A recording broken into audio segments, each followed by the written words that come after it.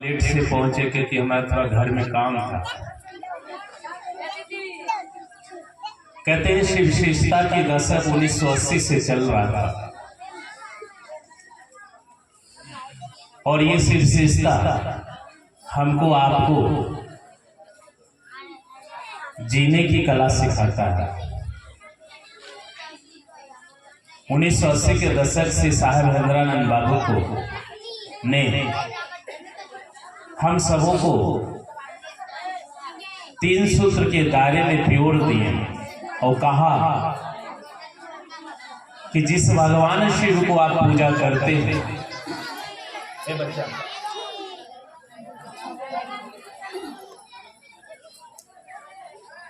लगता है चर्चा करने नहीं दे रहे।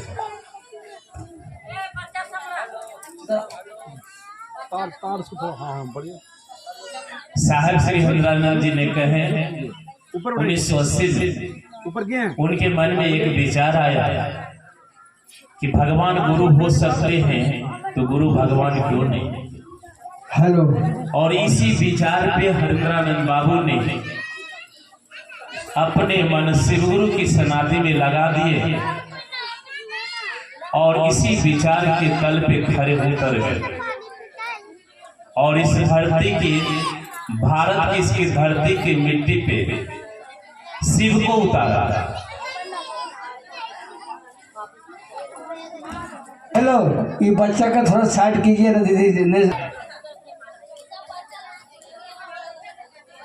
भारत की धरती की भूमि पे शिव को उतारे और इस जनमानस में एक एक व्यक्ति को कहा कि 3 सूत्र के दायरे में रहो और उसी भगवान शिव को पूजा करते हो। पूजा पाठ से सब कुछ पाया है, उनके अनेकों रूप से पूजा किया, सब कुछ लिए और सब कुछ हमको दिया वो भगवान के रूप में।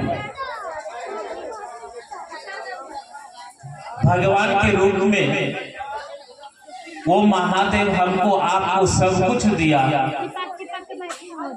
और इस जीव को मुक्ति के लिए ज्ञान नहीं मिला।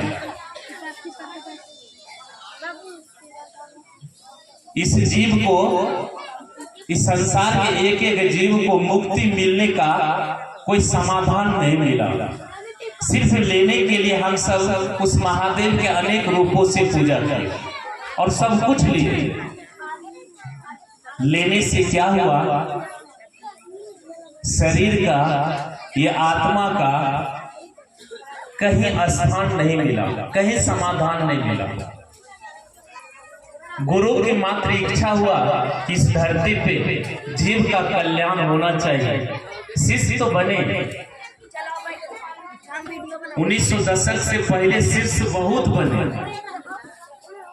और इस धरती पे कोई नहीं कहा कि शिव आपके अपने गुरु हो सकते। तो गुरु का मात्र इच्छा हुआ कि शिष्य बना मेरा, बल्कि अपने आप को गुरु कहलाने लगा और हमारा शिष्य आगे नहीं हुआ। तो साहेब हरेंद्रानंद की एक ही विचार आया कि भगवान गुरु हो सकते हैं, गुरु भगवान क्यों नहीं। इसी विचार पे साहेब हरेंद्रानंद ने धरती के इस धरती पे खड़ा उतरे और शिव को उतार करके तमाम जीव को कल्याण करने का रास्ता मार्ग दिखाया 3 सूत्र के माध्यम से। साहेब को कोई सूत्र नहीं मिला था पहले। दया प्रथम सूत्र में साहेब कहे दया मांगने के लिए, दया याचना करने के लिए। और ये सूत्र जो मिला था हम सबों को, साहेब हरेंद्रानंद जी को ये हुआ था, लास्ट में हम सबों को मिला था ये सूत्र कि बिना दया का शिष्य चल नहीं सकता है, बिना दया का गुरु का काम आगे नहीं बढ़ सकता। इसलिए साहेब ने प्रथम सूत्र में लागू किया कि अपने गुरु शिव से शिष्य दया की याचना करेंगे, उसके मन के तल पे वो महादेव उतरेंगे और उसका मन शिव से प्रेम करने की आहट जगाएगा। 3 सूत्र जो है हम सब महादेव से प्रेम करने की विधा है। 3 सूत्र करने से आपका मन समझता है इसीलिए भगवान के रूप में अनेक पूजा किए, सब कुछ मिला, बल्कि जीव को कल्याण के लिए कुछ मार्गदर्शन नहीं मिला, कोई समाधान नहीं मिला। इसीलिए हरिंद्रानंद बाबू कहें कि 3 सूत्र करो और शिव को अपना गुरु बनाओ। वो भगवान है, भगवान के रूप में लिए, बल्कि आपका हमारा इस आत्मा को कल्याण कहाँ होगा, मुक्ति कहाँ मिलेगा, तो कहा कि जीवन में गुरु होना बहुत आवश्यक है। जो गुरुओं के गुरु शिव हमारा आपका अपना हो सकता है कि नहीं पता नहीं। साहब ये भी नहीं बोला कि तुम्हारा गुरु अपना है कि नहीं, वो तुम खुद जानोगे। साहब कहें प्रथम सूत्र में दया की याचना कहा करने के लिए मन ही मन कि हे शिव, आप मेरे गुरु हैं, हम आपका शिष्य हूँ या शिष्या हूँ, मुझ पे दया कर दीजिए। दया, दया क्या चीज के लिए?